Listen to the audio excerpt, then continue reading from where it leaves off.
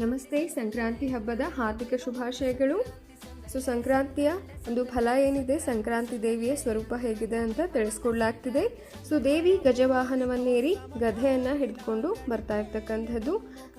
ಈ ದೇವಿಯ ಹೆಸರು ಮಹೋದರಿ. ಈ ಬಾರಿ ಸಂಕ್ರಾಂತಿ ದೇವಿಯ ಹೆಸರು ಮಹೋದರಿ ಅಂತ ಇರ್ತಕ್ಕಂಥದ್ದು. ದೇವಿ ಹೀಗೆ ಬರ್ತಾ ಇರೋದ್ರ ಫಲ ಏನು ಅಂತ ಹೇಳಿದ್ರೆ, ದೇಶದಲ್ಲಿ ಒಂದು ಮಿಶ್ರ ಫಲ ಇರ್ತಕ್ಕಂಥದ್ದು. ಅಗತ್ಯ ವಸ್ತುಗಳ ಬೆಲೆ ಏರಿಕೆ ಆಗುವಂಥ ಸಾಧ್ಯತೆ ಇದೆ. ಕೃಷಿ ಕ್ಷೇತ್ರಕ್ಕೆ ಲಾಭದಾಯಕವಾಗಿರುತ್ತೆ, ಶುಭದಾಯಕವಾಗಿರುತ್ತೆ. ಹಾಗೆ ಕೆಂಪು ಬಣ್ಣದ ಒಂದು ಲೋಹಗಳ ಬೆಲೆಯಲ್ಲಿ ಕೂಡ ಹೆಚ್ಚಳ ಆಗುವಂಥ ಸಾಧ್ಯತೆ ಇದೆ.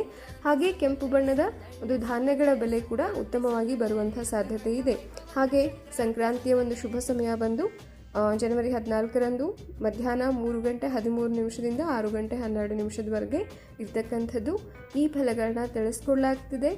ನೀವು ಕೂಡ ಸಂಕ್ರಾಂತಿ ಹಬ್ಬದ ದಾನ ಕರ್ಮಗಳನ್ನ ಮಾಡಬಹುದು. ಹಾಗೆ ಎಳ್ಳು ಬೆಲ್ಲ ತಿಂದು ಒಳ್ಳೆ ಮಾತನಾಡಿ ಸಂಕ್ರಾಂತಿ ಹಬ್ಬದ ಶುಭಾಶಯಗಳು.